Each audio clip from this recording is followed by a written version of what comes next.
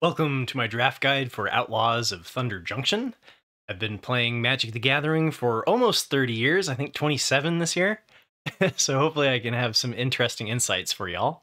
Remember, by clicking like, subscribe, or leaving a comment that you help bring my content to more people. And you can also click join to become a YouTube member. And hopefully there's some interesting perks there. Check it out.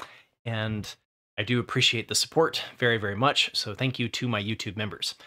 With that aside, though, I'll be covering today the set's mechanics, the top commons, the archetype themes, color fixing, and combat tricks. And then if you're interested in the review for each individual card, I will be publishing on Saturday and Sunday. I will be posting my full set review, part 1 and part 2. Let's get started. All right.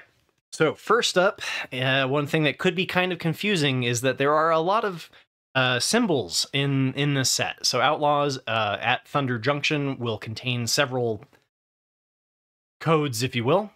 So there's OTJ, OTC, OTP, Big, and SPG. So the main set is expansion code OTJ and has the symbol on the top left with the cowboy hat. The new commander cards have the expansion code OTC and have the symbol in the top middle, and they will not be in play boosters. So if you're a limited drafter like myself, you won't have to worry about that. There is also, you may open a 65 card bonus sheet called Breaking News, and these are newspaper inspired reprints, and they're all potential crimes. So we'll get to that in a minute. And they have the expansion code OTP. Symbol is on the top right. There's also a separate subset called the Big Score, giving you a peek at what everyone's scheming after in the set. And these 30 cards have the expansion code Big, and the symbol is on the bottom left. And there will be special guest cards as well. These are 10 reprints that have the expansion code SPG and have the symbol on the bottom right. So each Outlaws of at Thunder Junction booster will contain a breaking news card, so the OTP. They can also contain cards from the Big Score, the 30 mythic rares that are from the list for Outlaws at Thunder Junction. And you can also find cards from the list more frequently in Outlaws at Thunder Junction, play boosters, than you did at Murders at Karlov Manor. So you can find a card from the list in 1 out of 5 play boosters. And the list will have 40 cards, so 30 from Big and 10 from special guests, or SPG. So hopefully that wasn't too confusing. It took me a while to wrap my head around it.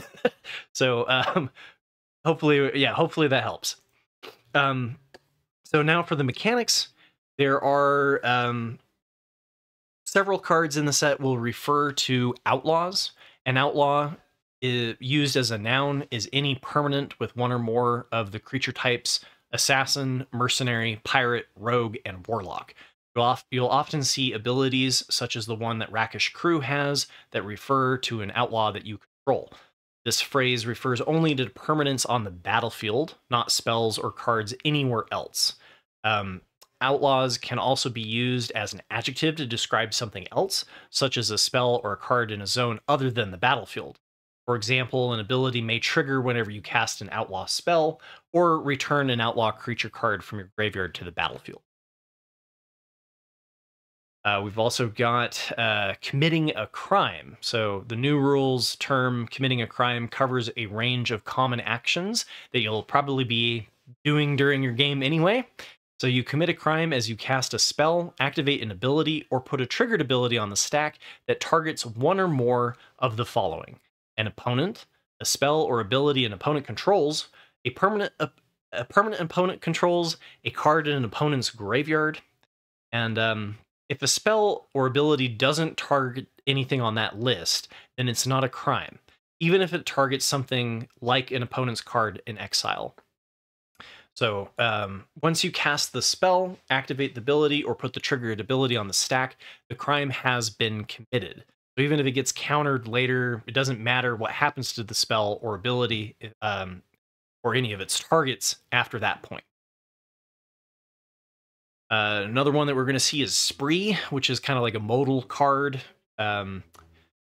You get a new keyword found on several modal cards in the set. Each mode includes an additional cost that must be paid to cast the spell. So you cannot just play Final Showdown for 1 white. You must choose one or more modes as you cast a spell with Spree, but no single mode can be chosen more than once. If you cast a spell with Spree without paying its mana cost, you must still choose one or more of the modes and pay those costs. And the mana value of a spell with Spree is based only on its mana cost. So for example, Final Show's mana value is always going to be 1, even if you pay all 3 modes. And then Mount is a new creature type, and it doesn't have any specific rules associated with it.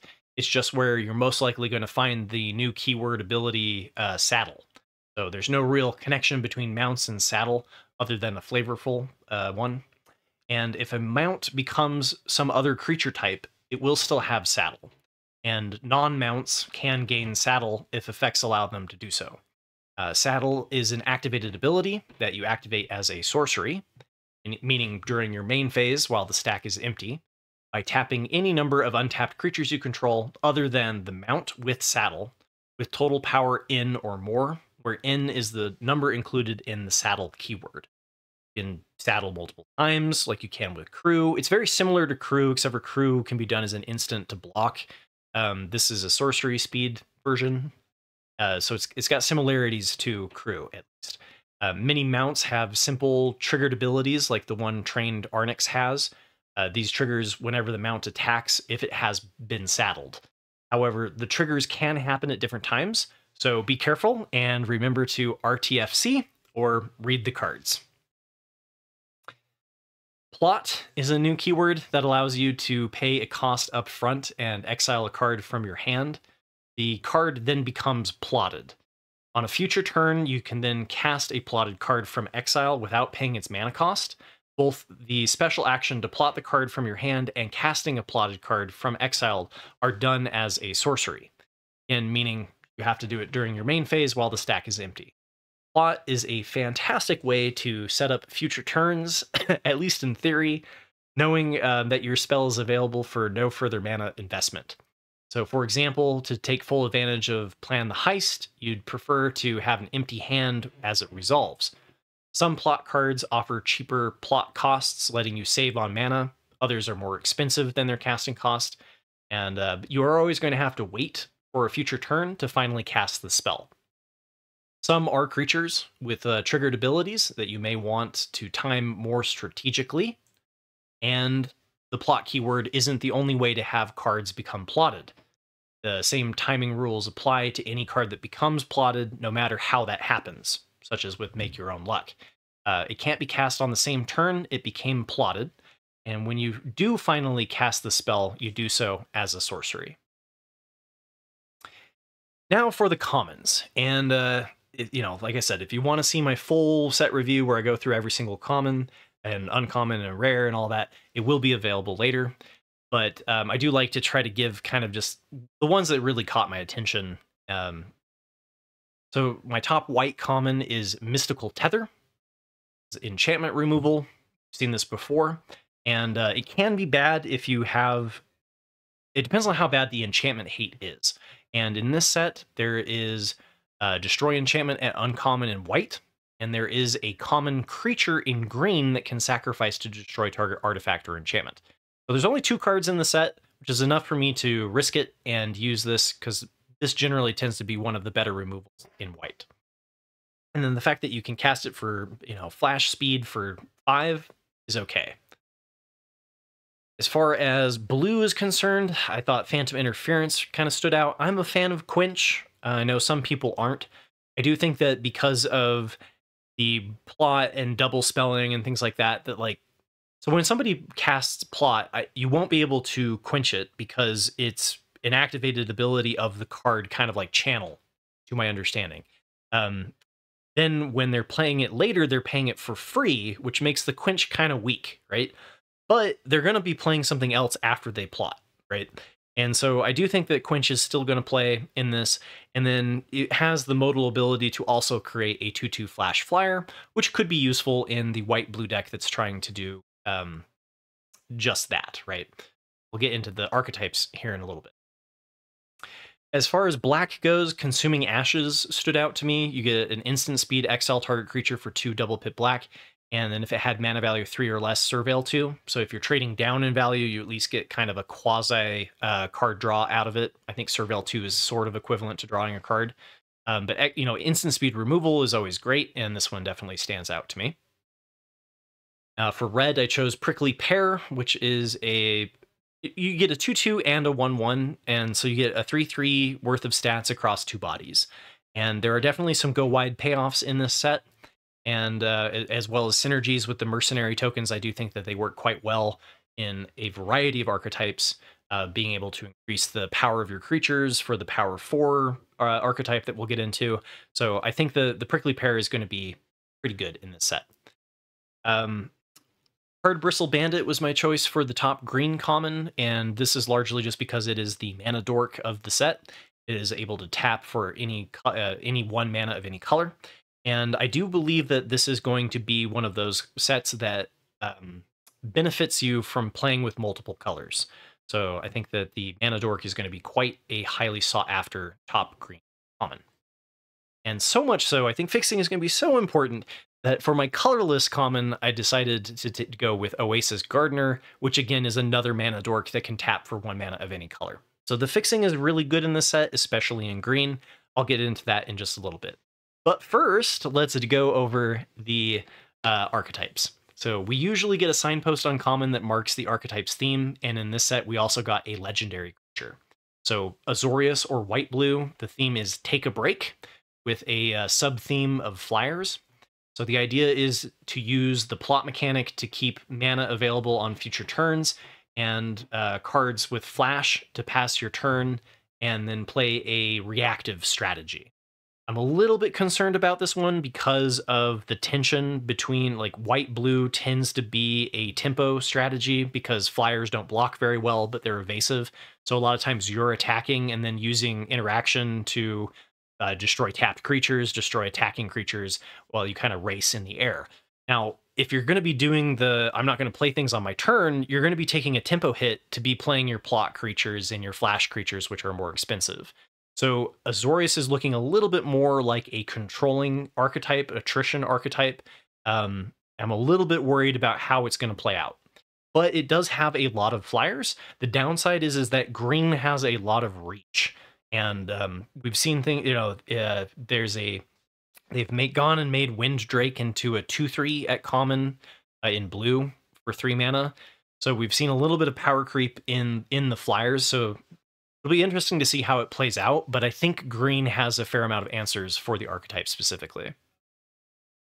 Dimir or Blue-Black's theme is crimes. So it's an attrition or controlling strategy where you try to outvalue your opponent from by committing crimes every turn. So you're gonna,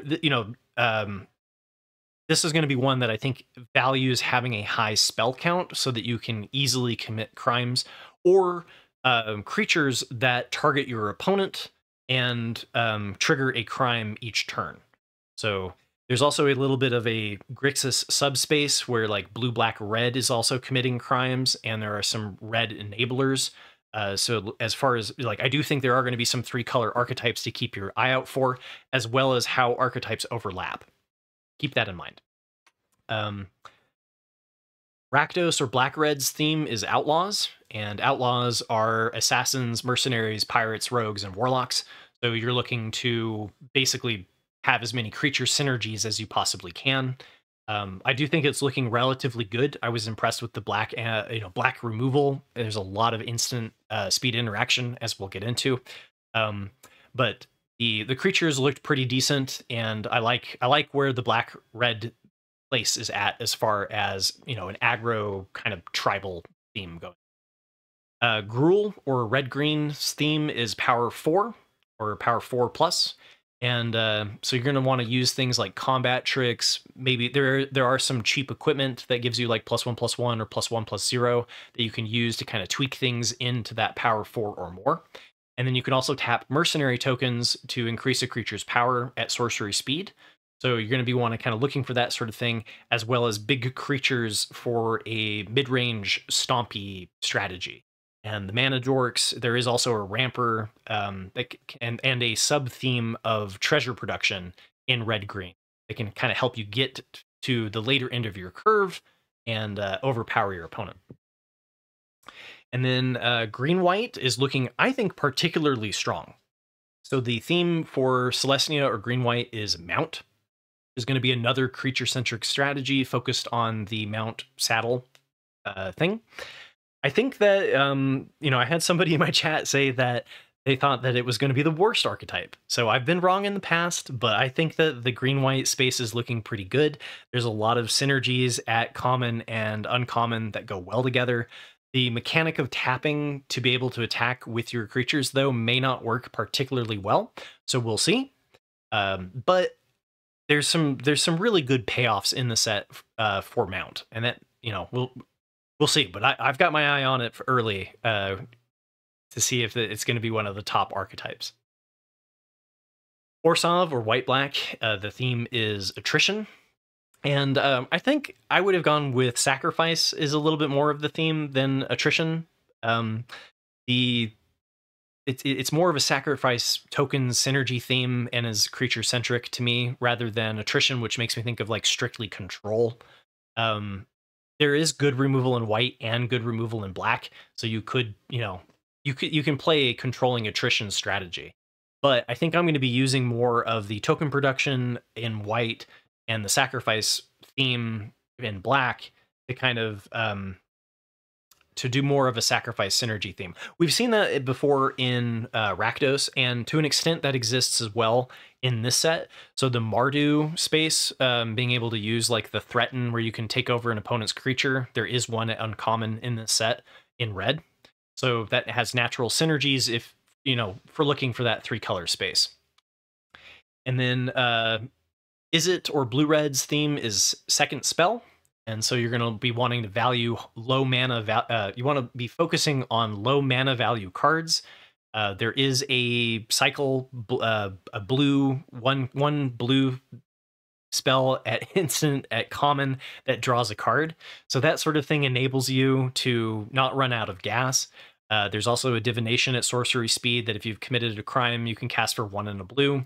So card draw, cheap spells that enable you to double spell and then get payoffs.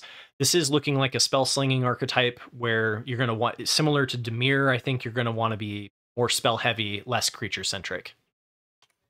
But and on a side note, I do think it's looking particularly good. I'm excited as well to explore the Izzet space. I think the two that stand out the most to me are green, white, and then for Golgari, we've got the sorry, my brain is lagging here for a second. I've been doing a set review for hours, so I apologize. Okay, so Golgari or Black Green's theme is creatures in the graveyard, and that's been the theme quite often for Golgari, is like a graveyard reanimator thing. We've seen Golgari kind of turn out to be more of just like a mid-range strategy where you play good stuff and then splash a little bit of graveyard recursion to outvalue your opponent. And I think that's where it is in this set as well, is that you're going to be wanting to look to outvalue your opponent, especially later in the game where you're more likely to be able to use your graveyard as a resource. And then Boros or red-white, the theme is mercenary aggro. And mercenary tokens allow you to change your power to match your opponent's defenses. As I mentioned, I do think there's some interesting synergies in the green, red, white space.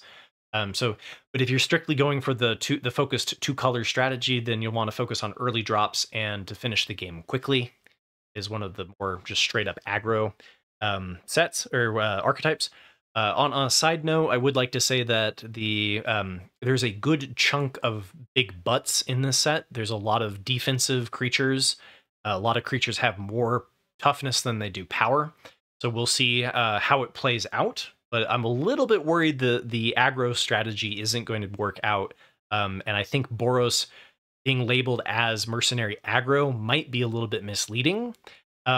Just because, to me, it feels like almost like it's more of a mid-range strategy where you're then going to go wide and then use an Anthem or a board pump to push damage in and finish off your opponent.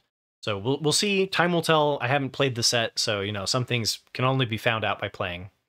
Simic, I think, looks like it's kind of in a tough spot. So Simic or green blue, the theme is plot. And so you're going to be using plot in white blue to kind of save your mana for playing off of your turn and not playing an actual spell. Because when you cast a plot, it doesn't count as casting a spell. In blue red, you're going to be using it to double spell. In Simic, you're just plotting for plotting's sake. So it will be interesting to see how plot plays out, because it's kind of tempo negative, similar to the Suspend or Foretell that we've seen in sets before. But the fact that plot tends to be more expensive, whereas like Suspend and Foretell used to be cheaper than the casting cost of the card, could be kind of tricky tempo-wise to figure out when you should plot and when you shouldn't plot. And then also the fact that the card is visible to your opponent and they can see what's coming may allow your opponent to kind of strategize about how to deal with the thing that's coming. And it'll be interesting to see if the synergies of plot make up for it. There's a really great rare in Simic, though, that is particularly good, and might be because the archetype was struggling a little bit at the common and uncommon level.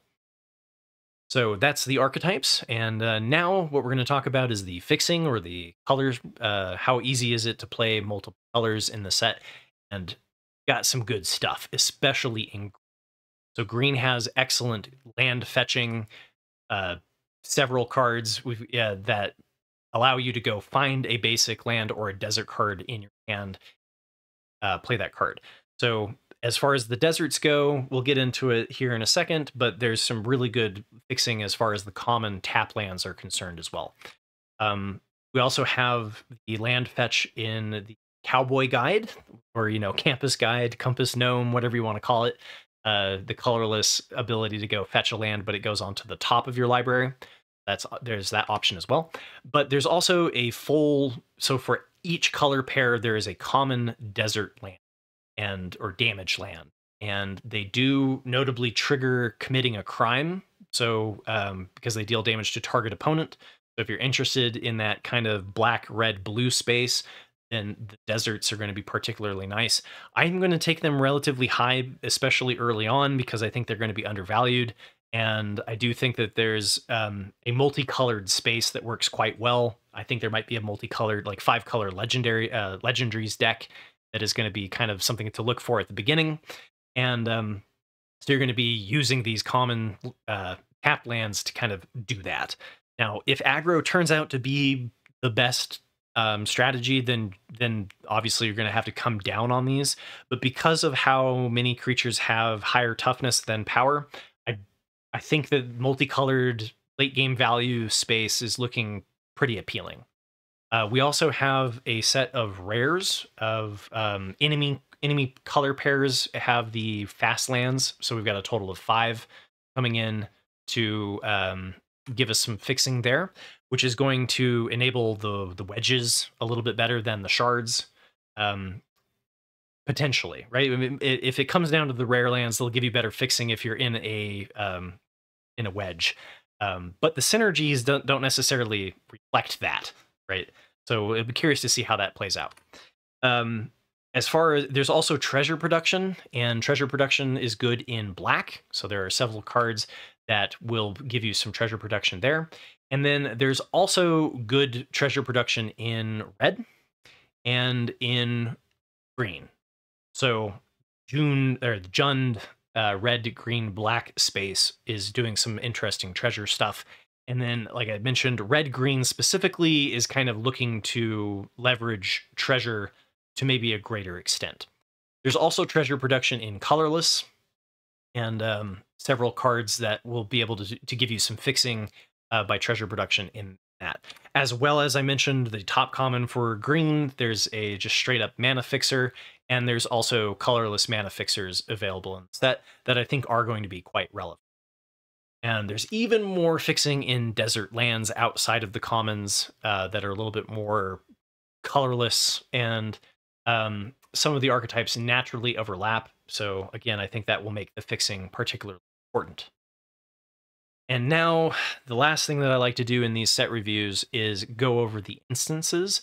And I haven't been reading the cards very much out loud, but I will for this section, since I think being able to anticipate your opponent's plays is probably the most important part of Magic. So, at least at the common level, I like to think about what the possibilities are at the uncommon level as well.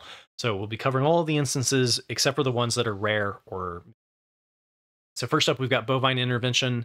1 and a white, destroy target artifact or creature. Its controller creates a 2/2 white Ox creature token.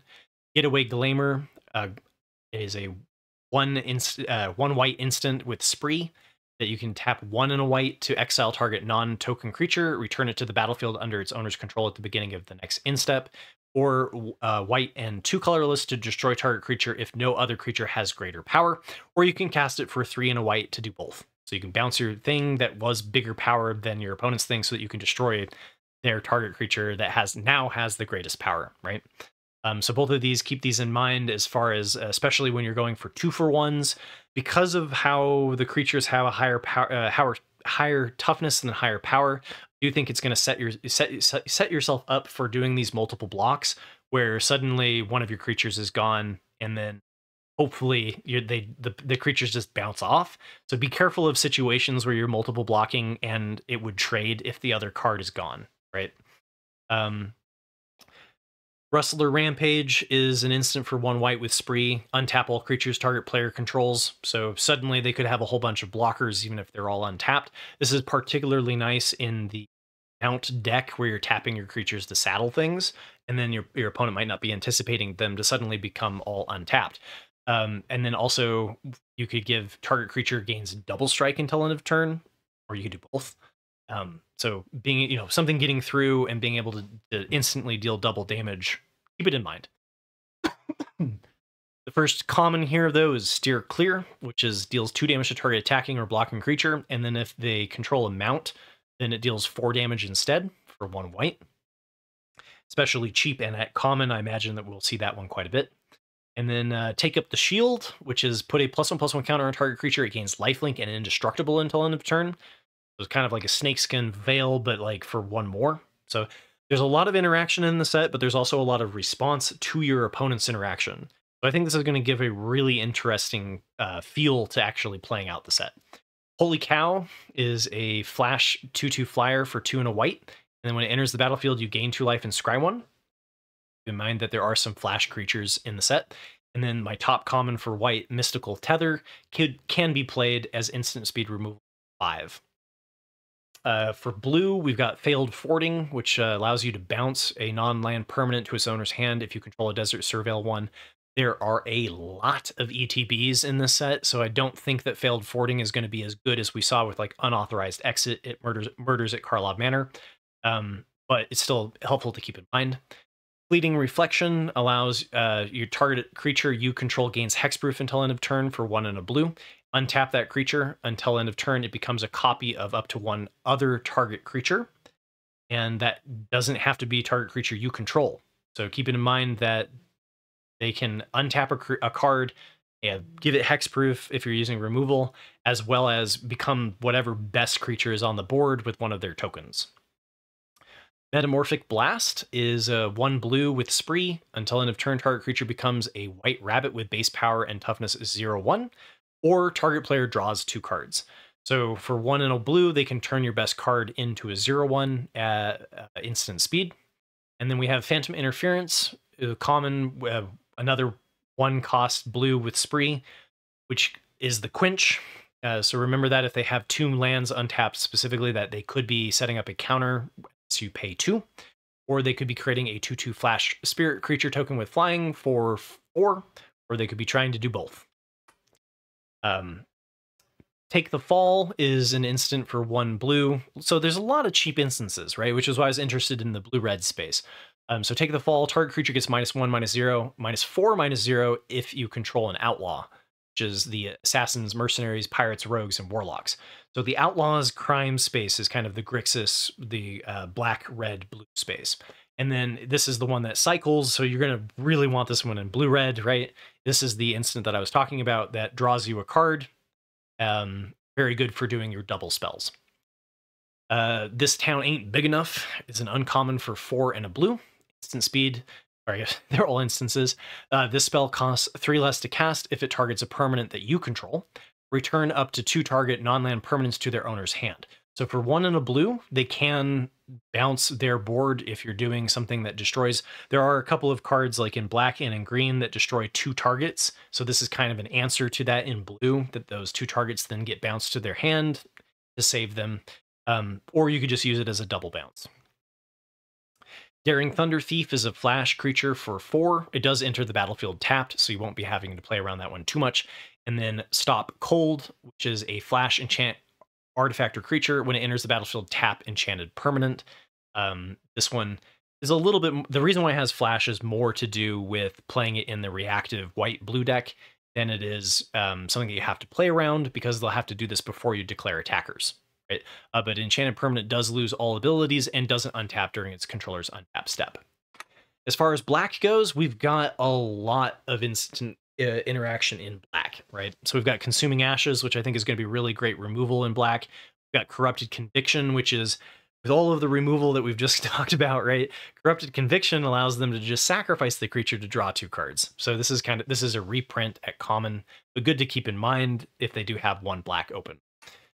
Desert's Dew is good removal at common. You get a target creature gets -2/-2 until end of turn, and then if you have it in, it gets an additional -1/-1 for each desert that you control.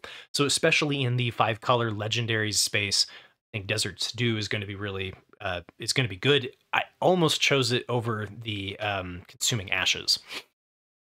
Then we've got Fake Your Own Death, which is another card that we've seen kind of before. 1 in a black instant. Target creature gets +2/+0, and then when it dies, it comes back tapped under its owner's control, and you create a treasure token. So remember that one.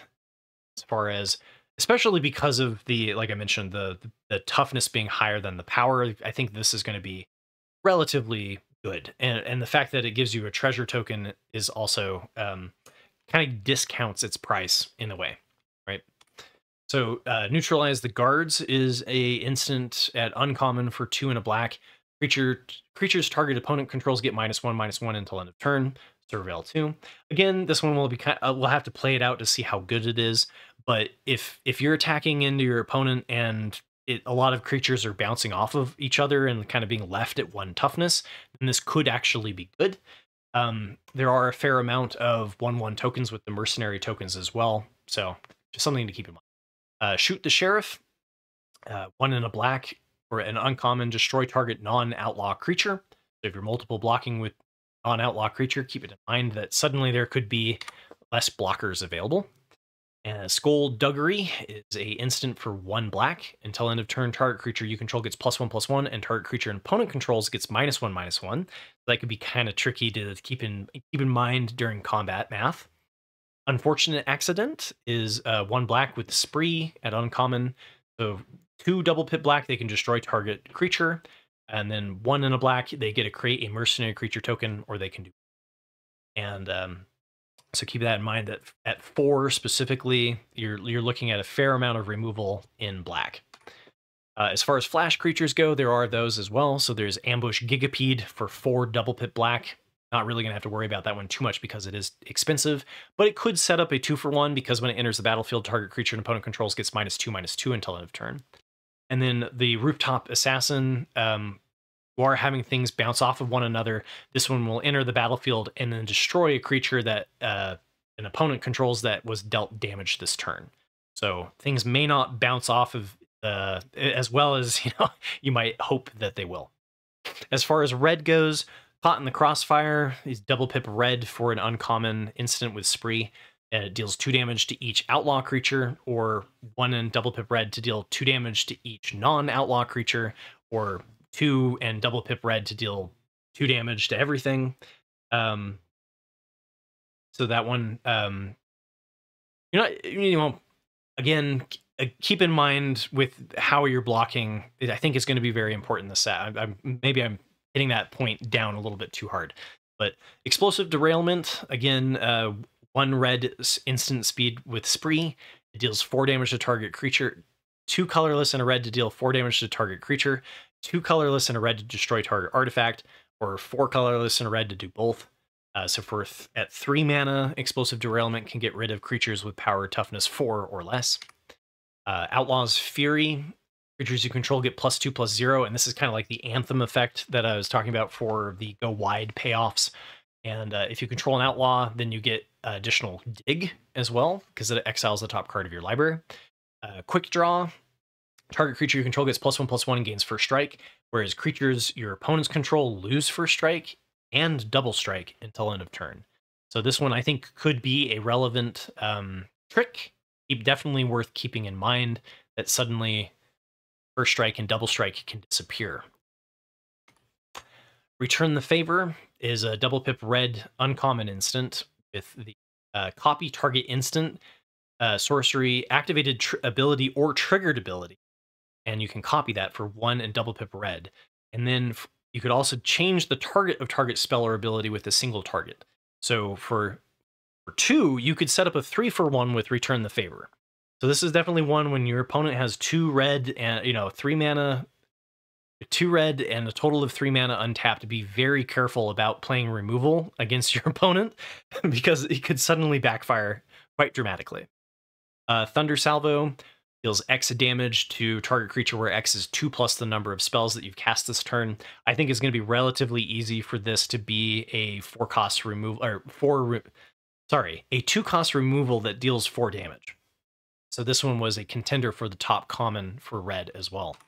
And then we've got Trick Shot, which is a instant for 4 and a red that deals 6 damage to target creature and 2 damage up to 1 target creature token. Now, I do think there are going to be enough tokens that this is kind of like like a 2-for-1 if you count a token as a full card. It's not really, in my opinion. But so this is going to be, I think, decent removal. Nothing amazing. Take for a Ride, though. We've got 2 and a red as flash as long as you committed a crime this turn. This is the threaten of the set. So if you're able to double spell and commit a crime before you cast this, they can do this at instant speed and gain control of one of the creatures, untap it, and block with it. So remember that, like, this one always is tricky to play around because it makes calculating how much the crackback from your attack could be, as well as, oh, they could take my creature and block with it, and then I lose 2 of my creatures. So a little bit less likely to have that happen because of the higher toughness in the set, but still something to keep in mind. All right, almost done, I promise. Okay, so for green, we've got Betrayal at the Vault for double pip green. Target creature you control deals damage equal to its power to each of 2 other target creatures. Very prone to getting 2-for-1, right? Because if you kill the creature, the instant fizzles. If one of the creatures that it's targeting fizzle, or because is no longer a legal target, the other one will still die. So Snakeskin Veil isn't going to just like fizzle this card entirely. Which it's expensive. Excuse me, it's expensive, and I think prone, with how much removal there is, prone to getting 2-for-1. So I'm not too worried about Betrayal at the Vault personally. Gold Rush is an instant for an uncommon instant. Create a treasure token until end of turn. Up to 1 target creature gets +2/+2 for each treasure you control. Specifically in Gruul, or in that June space of black, green, red, then Gold Rush is looking like going to be better than just like a giant growth. Obviously better if you're pairing it up with Trample or Double Strike. But the fact that it gives you the treasure token back too, there's some interesting synergies in the set, specifically in that archetype. Snakeskin Veil, this one is going to be the saving grace for how much removal and instant speed interaction there is that in green and in white and in blue, and there's a bunch of cards that you can play in response to your opponent's spells to kind of punish them for trying to commit a crime. Snakeskin Veil is definitely on the list. So for 1 and a green, you put a +1/+1 counter on it and give it hexproof. Trash the Town is a green instant with uncommon with Spree. Put 2 +1/+1 counters on target creature for 2 colorless in the green, or 1 colorless in a green. Target creature gains trample until end of turn, or 1 colorless in a green until end of turn. Target creature gains whenever this creature deals combat damage to a player. Draw 2 cards. So keep in mind that they can give something +2/+2 and trample, or just the trample alone for 1 and a green. And I do think that this is one that is appealing because of its modality, so is more likely to be seen. And then Last but not least, we've got Reach for the Sky, which is a flash enchantment creature, which gives +3/+2. I do think there are a fair amount of cards in green that have Reach that are good. This enchantment being able to kind of answer some of the flyers that are in white-blue. So which, again, just if you are going into the white-blue archetype, keep that in mind. They have to draft enough interaction to get through the Reach defenses. And then and also the toughness being higher than the power is a trend that we see in the flyers as well. So I think that there's going to be some stalled board states in this set, but I could be wrong. And then last but not least here, we've got the multicolored instances to be aware of. They're both uncommon. Slick Sequence deals 2 damage to any target for a blue and a red. And if you've cast another spell this turn, draw a card. And then Wrangler of the Damned, 3, a white and a blue for a 1/4 flash. At the beginning of your end step, if you haven't cast a spell from your hand this turn, create a 2/2 white spirit creature to flying. So that's it as far as all of the stuff that your opponent could be up to. It's a fair amount to keep track of in this set for sure. And thanks for watching to the end of the video. Remember to hit like and subscribe for more near daily Magic the Gathering content. My full set review will be available tomorrow on Saturday, and the part 2 will be on Sunday. And as always, good luck crushing it during your pre-release, and good luck getting those trophies.